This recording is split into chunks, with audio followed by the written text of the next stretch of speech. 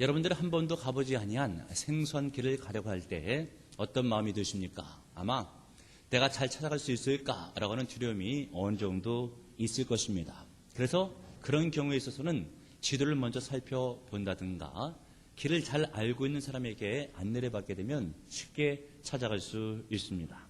저 같은 길치 같은 사람은 더 철저히 준비해야지 잘 찾아갈 수 있습니다. 혹시 가다가 목적지를 지나치라도 한다면 대책이 없는 경우도 가끔은 있습니다.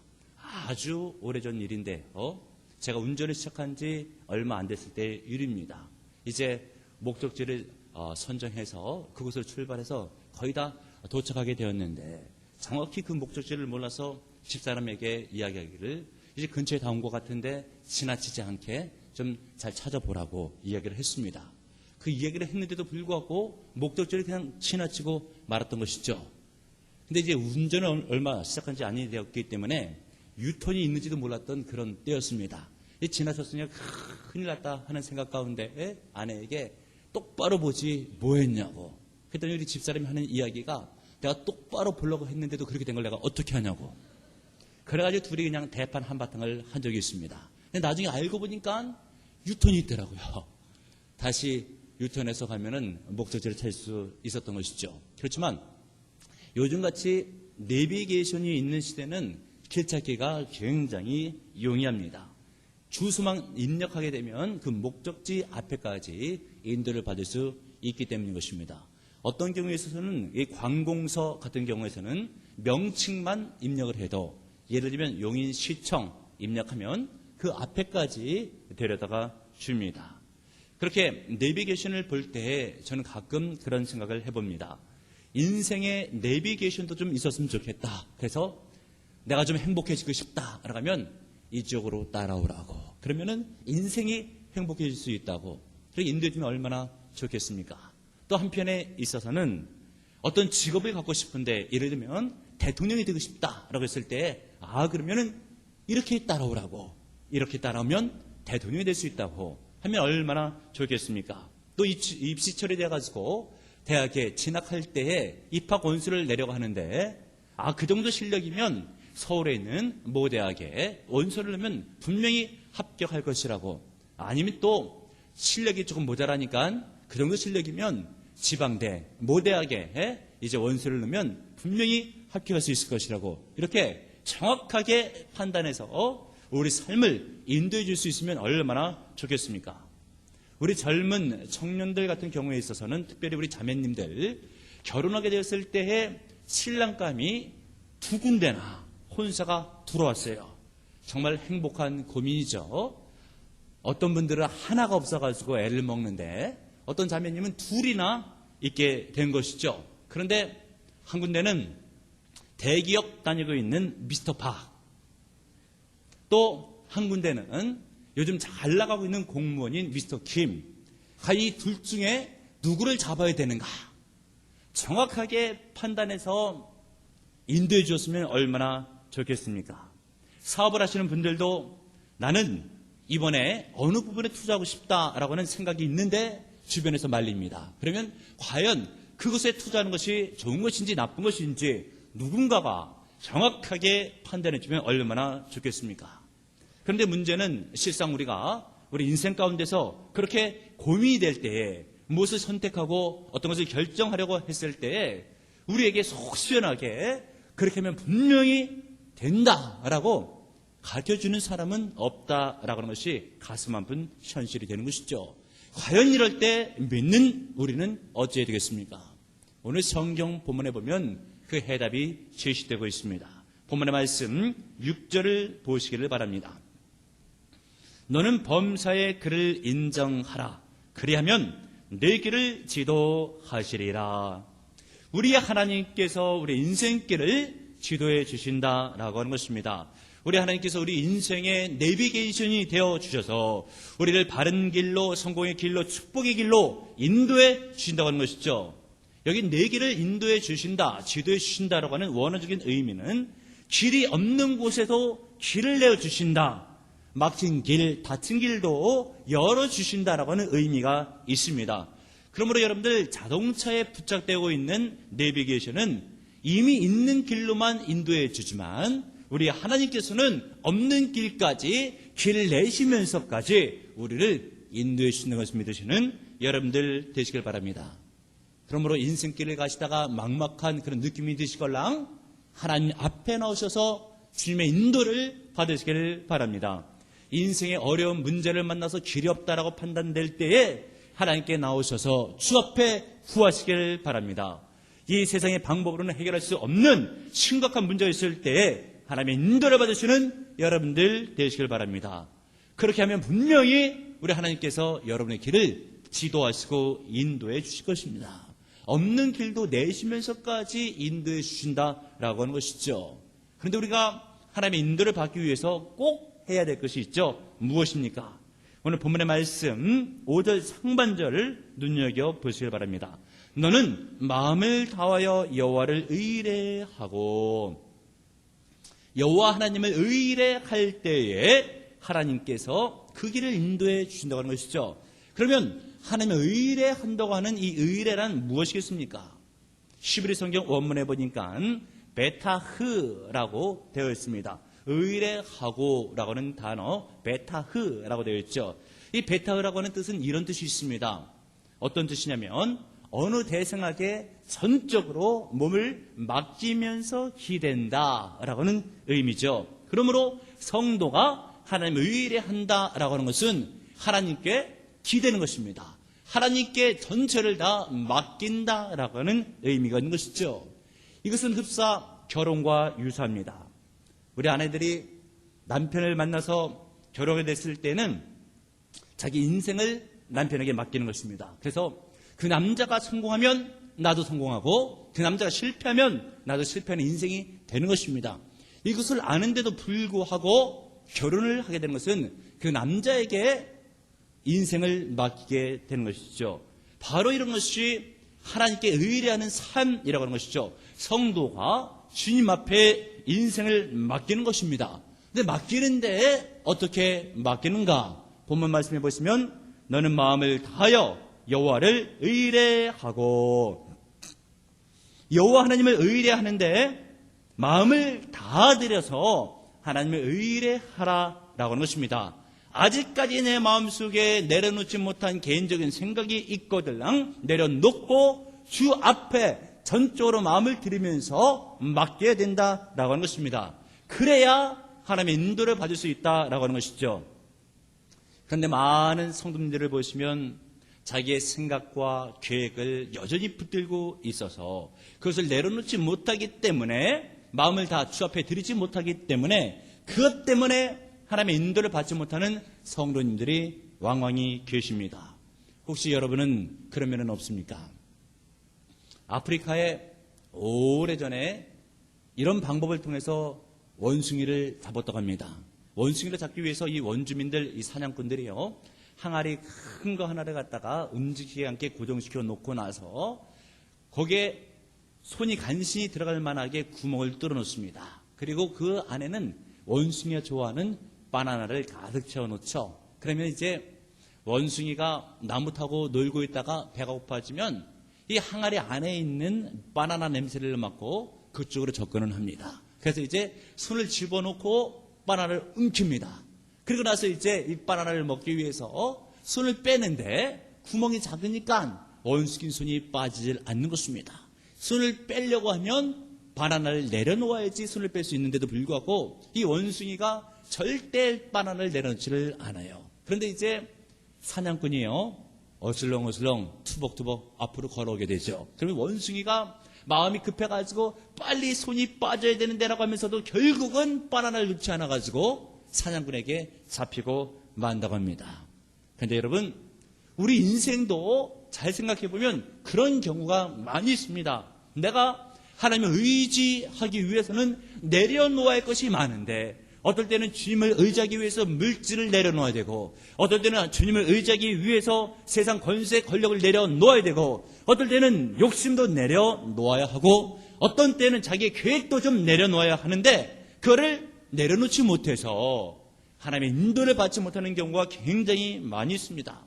원숭이는 바나나를 내려놓지 못해서, 손을 빼지 못해서 결국은 사냥꾼에게 잡히게 되었다고 했죠. 마찬가지로 성도의 삶 가운데 있어서도 뭔가 다 내려놓아야 그때부터 이제 하나님께 붙들림을 받는, 인도를 받는 인생이 될 수 있는데, 결국은 마음속에 있는 것을 내려놓지 못해서 주님의 인도를 받지 못하는 경우가 종종 있다고 하는 것입니다. 그래서 시편 말씀 37편 5절 말씀에 너의 길을 여호와께 맡기라. 저를 의지하면 저가 이루시고, 하나님께 온전히 다 맡겨버리면 주님께서 여러분의 삶은 인도해 주신다고 하는 것입니다. 그러므로 여러분, 개인적인 생각, 계획, 의견을 완전히 다 내려놓으시길 바랍니다. 그리고 주 앞에 전적으로 여러분을 맡기시길 바랍니다. 그러면 우리 주님께서 여러분의 인생을 선한 길로, 복된 길로 분명히 인도해 주실 것입니다. 요즘 기독교 서점에 가보면 내려놓음이라고 하는 책이 있습니다. 그 책이 나온 다음에 그 앞에 더자라고 하는 한 문자를 더 붙여가지고 더 내려놓음이라는 책도 같은 저자인 이용규 선교사님께서 쓰셨습니다. 기회가 되시면 한번 읽어보시길 바랍니다. 이분은 미국에서 하버드대를 졸업한 사람입니다. 원래 이분은 서울대 동양사학과를 전공했고, 또 거기서도 이제 공부를 마치고 미국으로 유학을 가서 박사 학위를 받았습니다. 그래서 이제 개인적인 뜻을 펼치려고 할 때에 하나님께서 강한 소명감을 주심으로 그가 몽골 선교사로 헌신하게 됩니다. 그래서 이제 그가 몽골의 국제대학교 부총장으로 부임하고 교수로서 학생들을 가르치면서 선교 활동을 하게 되었습니다. 그러는 중간에 이제 내몽고 쪽으로 가서 학생들 선발을 위해서 모집하려고 일을 보고 있었을 때 일입니다. 그런데 이제 일을 마치고 다시 학교로 돌아오려고 했을 때 하나님께서 마음속에 강한 음성으로 말씀을 해주시기를, 야, 너 지금 중국 북경에 코스타가 열리고 있지 않느냐. 이 코스타라고 하는 것은 유학생들, 학생들을 모아다 놓고 하는 큰 대형 부흥 집회죠. 그 집회에 네가 참석해서 말씀을 증거해야 되느니라. 그 말씀을 듣고 나서 이용규 선교사님께서 깜짝 놀랐습니다. 아니, 하나님, 누가 나를 강사로 초청하지도 않았는데 내가 거기 가서 어떻게 강의를 할 수 있겠습니까? 그런데도 기도하게 되면 하나님께서 강한 부담감을 주시는 것입니다. 너는 지금 중국 북경에 가서 말씀을 전해야 된다. 그래서 이제 선교사님이 핑계를 대죠. 아유, 하나님, 북경에 가려고 하면 시간도 모자르고요, 기차를 3번씩이나 갈아타야 되는데 지금 중국에는 노동절이라서 기차 티켓이 다 이제 한 장도 남지 않고 다 팔렸다고 합니다. 하면서 이제 안 가려고 버티고 있는데 주님께서 내가 도와줄 테니 아무 걱정하지 말고 가거라. 응답을 해주셔가지고 하나님께서 떠미는 바람에 하는 수 없이 이제 몽골에서 중국 북경까지 기차를 타려고 기차역에 갔습니다. 그런데 이게 웬걸요? 기차표가 준비되어 있었던 것이죠. 그래서 그 표를 끊어가지고 결국은 기차를 3번이나 갈아타고 중국 북경에 코스타가 열리는 장소 가운데 들어가게 되었습니다. 그랬더니 학생들이 많이 이렇게 앉아서 응집하고 있었죠. 그런데 누가 그 선교사님의 강사로 추빙을 했습니까? 부른 적이 없죠. 그러니까 학생들 틈바구니 가운데 그냥 앉아 있었습니다. 그런데 어느 목사님께서 그 선교사님을 알아보신 것입니다. 아니, 선교사님, 여기 북경까지 웬일이십니까? 그래서 이제 두 분이 차를 마시면서 담소를 나누시는데 선교사님께서 그대로 다 얘기를 했죠. 내가 지금 몽골에서 선교를 하고 있는데 하나님께서 북경의 코스터에 참석해서 강의를 하라고 해서 여기까지 왔는데 나도 그 다음에 일이 어떻게 진행될지 그 다음은 나도 모릅니다. 그렇게 이야기를 했다고 하는 것입니다. 그랬더니 이 목사님께서요, 코스타 강사분들 몇몇이 모여있는데 그 이야기를 꺼낸 것입니다. 이 일을 어떻게 했으면 좋겠느냐라고 의논을 했더니 다른 강사 목사님들이 그러면 하나님께서 그분을 세우신다고 하면 시간을 드려야죠 라고 하면서 자기의 시간을 조금씩 양보해서 그분께 30분의 시간을 내어드렸습니다. 코스타 역사상 초청받이 아니한 강사가 강의를 하게 된 케이스는 처음이라고 합니다. 그런데 이제 이용규 선교사님께서 강단에 올라가서 하나님의 말씀을 증거하는데 30분만 증거하게 됐지만 수많은 학생들이 변화를 받고 설교 마친 이후에도 선교사님을 찾아와서 상담을 하게 되는 큰 은혜를 끼쳤다고 합니다. 여러분, 이 선교사의 직업이 무엇입니까? 선교사는 외국에 나가서 하나님의 말씀을 증거하는 것이 선교사가 하는 일입니다. 그런데 코스타 같은 대형 집회에서 하나님의 말씀을 증거하게 되었으니 선교사 입장으로서 얼마나 잘된 일이겠습니까? 여러분, 이 선교사님이 이렇게 귀하게 쓰임받을 수 있었던 이유는 과연 무엇입니까? 주님께서 말씀하실 때에 자기 생각을 내려놓고 불신의 마음을 내려놓고 순종했기 때문에 주 앞에 귀하게 쓰임 받으신 것이죠. 여러분, 주님께 쓰임 받기를 원하십니까? 하나님의 인도를 받는 인생이 되기를 원하십니까? 내려놓으시길 바랍니다. 자기 생각을 내려놓으시길 바랍니다. 하나님, 이래서 안 됩니다. 불신의 마음, 자기 생각, 쓸데없는 고집 내려놓으시기를 바랍니다. 그럴 때에 우리 하나님께서 여러분을 사용하시고 여러분을 인도해 주시는 것입니다. 그렇게만 되면 여러분의 인생은 이제 달라집니다. 변화가 있게 되는 것이죠. 예를 들면 어느 사업가가 자기 생각을 내려놓고 그 사업에 대해서 주님의 인도를 받았다라고 하면 그 사업은 번창하게 되는 것입니다. 어느 학생이 자기 생각을 내려놓고 하나님의 인도를 받게 되었다. 그 학생은 공부 잘하게 되는 것이죠. 어떤 직업, 어디에 무엇으로 종사하든지 간에 그 생업에 하나님의 인도를 받을 수만 있게 되면 생업에 큰 복이 임한다는 것을 믿으시는 여러분들 되시길 바랍니다. 그러므로 여러분, 내려놓으시길 바랍니다. 개인적인 생각, 불신의 마음, 쓸데없는 고집들 내려놓으시길 바랍니다. 그리고 여러분을 전적으로 하나님께 맡기시기를 바랍니다. 하나님께서 이렇게 하라라고 말씀하시면 순종하시기를 바랍니다. 전도하라 말씀하시면 전도하시고, 성경 읽어라 말씀하시면 성경 읽으시고, 선경금해라라고 하시면 성경금 하시고, 11조 드려라라고 말씀하시면 11조 드리고, 교사로 봉사하라 말씀하시면 교사로 봉사하고, 우상 숭배하지 말라라고 말씀하시면 절대 제사상을 절하지 말고, 하나님께서 그냥 무조건 하라는 대로 다 여러분 자신을 내려놓으시고 전적으로 주 앞에 맡기면서 그대로 순종하시는 여러분들 되시길 바랍니다. 내가 불신의 마음을 내려놓고 있을 때 없는 인간의 고집을 내려놓게 되었을 때, 그리하여 하나님께 전적으로 맡기게 되면 우리 하나님께 여러분의 인생을 인도해 주십니다. 그러면 여러분의 인생은 분명히 복된 인생이 될 수 있는 것이죠. 이런 은혜를 체험하시는 여러분들 되시길 바랍니다. 또 우리가 하나님의 인도를 받기 위해서는 어찌해야 되겠습니까? 자신의 명철을 의지하지 말아야 됩니다. 본문의 말씀 5절 하반절에 보시면 내 명철을 의지하지 말라. 자기 명철을 의지하지 않게 되었을 때에 하나님의 인도를 받을 수 있다고 하는 것이죠. 근데 이 원문에 보니까 이 히브리 성경에는 여기 명철이라고 하는 단어가 비나라고 하는 단어로 되어 있습니다.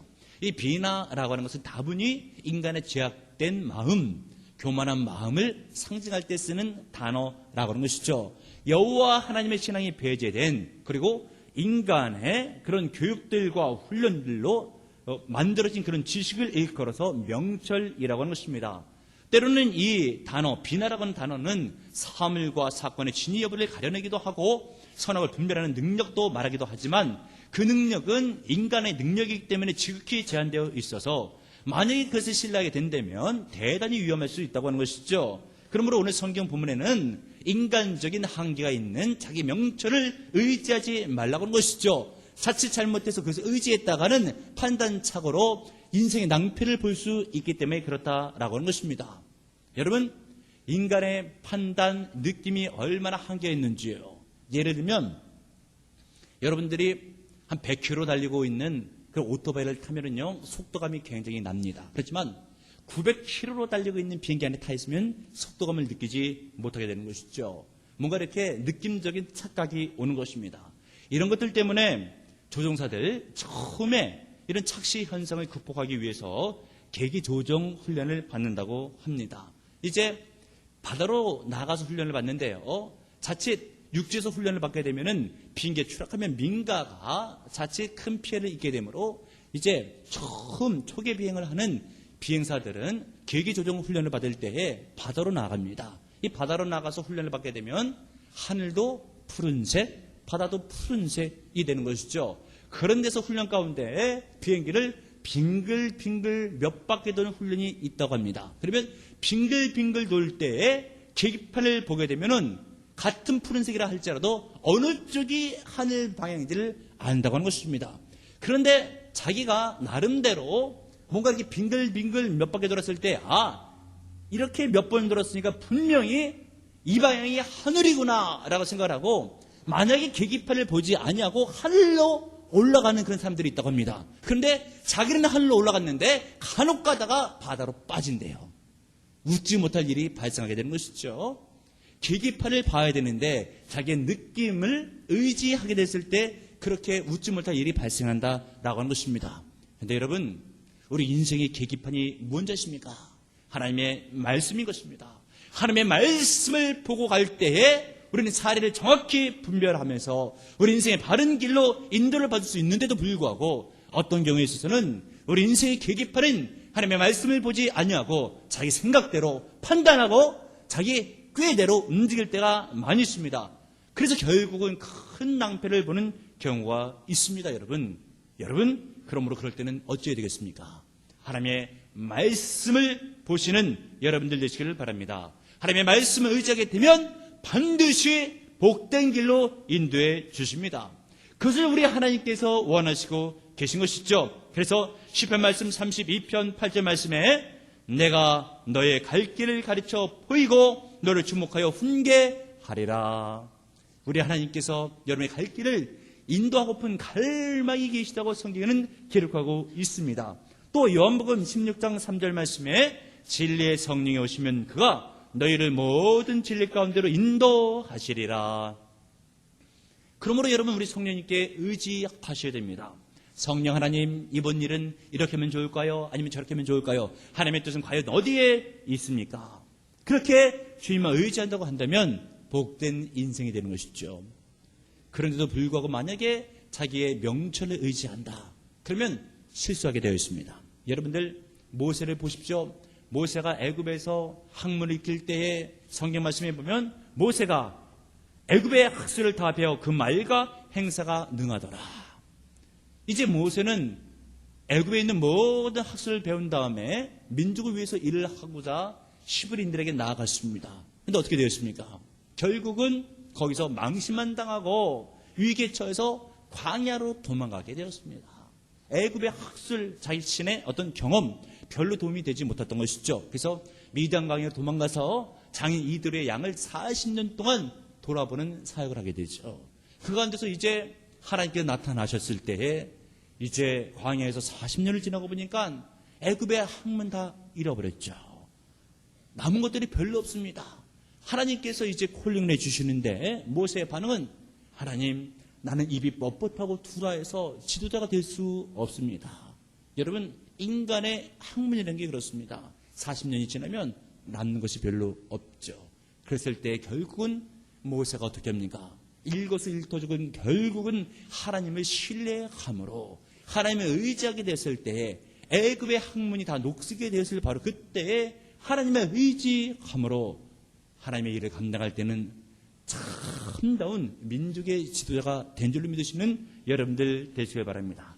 그러므로 여러분, 절대 자신의 명철을 의지하지 마시고 인간의 판단, 인간적인 계획, 생각들을 뒤로 접으시고 내려놓으시고 하나님의 말씀에 여러분을 부탁하시길 바랍니다. 그러므로 하나님께서 여러분을 승리의 길로 인도해 주실 것입니다. 어느 식당을 경영하시는 성도님의 이야기입니다. 다른 사람보다 한 2배 정도 돈을 들여가지고 식당을 차렸습니다. 이제 인테리어도 잘 해놓고 요리 강습도 잘 받고 해서 다른 식당보다 돈을 2배나 들여가지고 식당을 근사하게 차렸는데 이제 손님들이 많이 와야 되는 것이죠. 그런데 이게 웬걸요? 손님들이 한번 왔다가는 다시는 오지를 않는 것입니다. 이제 본전 생각이 나는 그런 입장 가운데서 담임 목사님에게 가서 그 성도님이 상담을 합니다. 목사님, 어쩌면 좋겠습니까? 식당에 돈을 다 이제 투입을 해서 많은 돈이 들어갔는데 손님들이 오지를 않습니다. 어쩌면 좋겠습니까? 그때 담임 목사님 하시는 말씀이 가만히 생각하시더니 입을 열어서 하시는 말씀이 하나님의 성경 말씀을 보십시오. 성경 말씀을 보면 인생에 큰 축복받는 비결이 적혀 있습니다.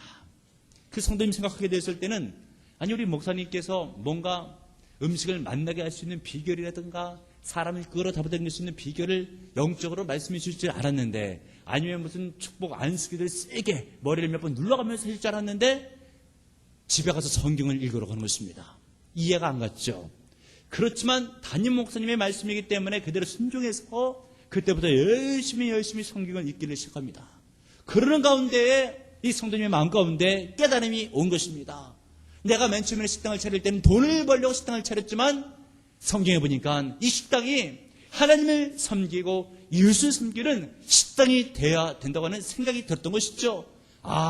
이 식당을 통해서 봉사를 하기를 하나님께서 원하시는구나 라고 하는 생각이 들었습니다. 그때부터 손님이 올 때면 예수님을 대하듯이 최선을 다해서 서비스를 합니다. 그리고 가족을 대하듯이 자기의 아들, 딸들을 대하듯이 최선을 다해서 섬기기 시작하게 됐던 것이죠. 그랬더니 그 식당에 어떤 사람들이 기분이 좋아가지고 그 다음번에 또 옵니다. 또 오는데 혼자만 오는 것이 아니고 다른 사람을 또 데리고 오게 되는 것이죠. 소문에 소문을 읽고 많은 사람들이 몰려들게 되니까 나중에는 식사 시간이 되면 귀를 나라비를 쓸 정도로 식당이 북적거렸다고 합니다. 여러분, 축복의 비결이 어디에 있습니까? 하나님의 말씀에 있다는 것을 믿으시는 여러분들 되시길 바랍니다. 그런데도 불구하고 아직까지 자기 명철과 자기 생각을 가득 차 있는 분 계십니까? 그렇다면 그 생각을 속히 버리시고 주의 말씀을 삼으시길 바랍니다. 그럴 때 우리 하나님께서 말씀을 의지하면 복된 길로 인도해 주실 것입니다. 마지막으로 한 가지 더, 하나님의 인도를 받으려면 어찌해야 되겠는가? 범사에 하나님을 인정해야 합니다. 본문의 말씀 6절에 보시면 너는 범사의 그를 인정하라. 그러면 내 길을 지도하시리라. 범사에 하나님을 인정하면 하나님께 우리 인생길을 인도해 주신다라고 하는 것입니다. 그런데 과연 어떻게 하는 것이 범사에 하나님을 인정하는 것인가? 원문에 보니까 히브리 성경에는 여기 인정이라고 하는 단어가 다해후라고 하는 단어로 되어 있습니다. 이 다해후라고 하는 것은 하나님을 전적으로 신뢰한다라고 하는 의미로 쓰여지는 단어죠. 즉 우리 하나님께서는 인생의 과거, 현재, 미래를 꿰뚫어 보시는 분이시므로 그런 관점으로 어떤 일을 계획하시면 반드시 그 일이 성취되기 때문에 하나님을 신뢰한다라고 하는 의미를 가지고 다해후라고 하는 단어를 쓰고 있는 것입니다. 여러분, 전적으로 하나님을 신뢰하시길 바랍니다. 우리 하나님은 여러분의 과거를 아시고요, 현재를 아시고요, 미래를 아십니다. 그 모든 새 시제를 아시는 하나님께서 어떤 여러분의 인생의 프로그램을, 어떤 계획을 가지고 여러분 인도해 주시면 여러분의 인생이 형통할 수밖에 없다고 하는 것이죠. 그런데 우리들은 우리의 과거하고 현재밖에 모릅니다. 미래는 그냥 예견하게 되는 것이죠. 그렇지만 미래를 똑같이 알아맞힐 수 있는 사람은 아무도 없습니다. 예견된 미래 가운데서 자칫 잘못된 예견이 있으면 현재 판단에 실수가 있게 마련인 것이죠. 그래서 하나님을 전폭적으로 신뢰해야 된다라고 하는 것입니다. 어느 성경에 보았더니 오늘 성경 부분에 있는 말씀 6절을요 이렇게 번역을 해놓았어요. 너는 범사의 그를 인정하라는 말씀을 너는 범사의 하나님께 여쭈어 보아라. 공동번역 성경에는 그렇게 번역해 놓았습니다. 즉 범사에 매사에 하나님 옆에 기도하는 것이 범사에 하나님을 인정하게 되는 것이다 라고 하는 것이죠. 그렇게 되면 주님 앞에 범사에 매사에 순간순간 주님께 여쭤보고 기도하게 되면 주님께서 그 인생을 인도해 주신다고 하는 것이죠. 그러면 위기가 있어도 위기를 벗어나고 문제가 있어도 문제는 해결하고 안 되는 일도 되게 해주신다라고 하는 것이죠. 주님께서 돌봐주시는 인생의 형통하는 길로 인도해 주신다라고 하는 것입니다. 어느 중세에 크리스찬 성자를 일컫는 분이 계셨습니다. 그런데 이분이 큰 핍박이 있어서 핍박 가운데 감옥에 갇히게 되었습니다. 그런데 이제 간수가 보니까 이렇게 훌륭한 분을 그냥 감옥에다 한없이 놔두게 되는 것이 못내 마음속에 걸려서 이렇게 이야기합니다. 선생님, 제가 잠깐 이렇게 지킬 동안에는 집에 잠시 다녀오시죠. 그래서 가족들에게 안부도 전하시고 그렇게 좀 다녀오십시오. 그랬더니 이 성자가 하는 이야기가 내가 그러면 하나님께 여쭤보겠다고. 그래서 하나님께 여쭤보는 기도를 합니다. 하나님, 어찌하면 좋겠습니까? 그때 하나님의 응답이 얘야, 너는 지금 감옥에 있어야 되느니라. 절대 나가서는 아니 된다. 응답을 받고 나서 이제 간수에게 하나님께서 절대 나가면 안 된다고 해서 난 지금 감옥에 있어야 된다고 하면서 극구 감옥에 있었습니다. 그런데 웬걸요? 10분도 채 못 돼가지고 왕이 순찰을 나온 것입니다. 만약에 이 간수 말대로 잠시 잠깐 집에 다녀왔다가는 간수도 큰일 날 뻔했고 그 성자도 큰일 날 뻔했던 것이죠. 그래서 이제 왕이 간 다음에 간수가 이야기하기를 선생님 말씀처럼 정말 하나님께 기도하고 머물렀던 것이 너무 잘한 일입니다. 만약에 그냥 집에 다녀왔다가는 선생님도 큰일 날 뻔했고 저도 큰일 날 뻔했습니다. 여러분, 그러므로 우리가 매사에 순간순간 주님을 인정하는 기도를 드려야 되는 것입니다. 하나님, 이번 일은 내가 생각하기에는 이렇게 했으면 좋겠는데 주님께서는 과연 어떻게 생각하십니까? 라고 당연하게 보이는 것도 주 앞에 간절히 마음을 쏟고 기도하면 주님께서 형통의 길로 복된 길로 인도해 주신다라고 하는 것입니다. 그러므로 여러분, 순간순간 매사에 주 앞에 나와서 기도하시는 여러분들 되시길 바랍니다. 여러분들 인생길 가운데서 하나님의 인도가 필요한 부분이 과연 어떤 부분입니까? 경제적인 물질적인 부분입니까? 아니면 건강의 부분입니까? 아니면 생업의 부분입니까? 아니면 가정에 무슨 문제가 있습니까? 그 부분을 놓고 주 앞에 인도를 받기를 원하신다면 본문의 겉면처럼 하나님만 의뢰하시길 바랍니다. 자기 생각 다 내려놓으시고 하나님만 의뢰하시고 자기 명철 의지하지 마시고 범사의 순간순간 주님께 여쭈면서 기도를 하십시오. 우리 하나님께서 분명히 인도해 주십니다. 복된 길로, 형통의 길로, 승리의 길로 인도해 주시죠. 이런 은혜가 여러분과 함께하기를 주님의 이름으로 축원합니다. 너는 마음을 다하여 여호와를 의뢰하고 내 명철을 의지하지 말라. 너는 범죄의 그를 인정하라. 그러면 내 길을 지도하시리라. 주님의 약속의 말씀을 믿습니다. 주여, 인간적인 생각 다 내려놓습니다. 인간적 여러 가지 잘못된 마음들, 고집들, 불신적인 마음들 내려놓습니다. 주여, 내려놓게 하시고 주님을 바라봅니다. 주님께 말씀하시면 주 앞에 나와서 새벽제단도 쌓고 주님께 말씀하시면 성경도 읽고 전도도 하며 믿음으로 살기를 다짐하오니 나의 인생길을 인도하여 주시옵소서. 그래서 문제를 해결받게 하시고 안 된 일은 되게 하옵시고 건강은 치유받게 하옵시고 가정은 잘되게 하소서. 감사하고 예수님 이름으로 기도합나이다. 아멘.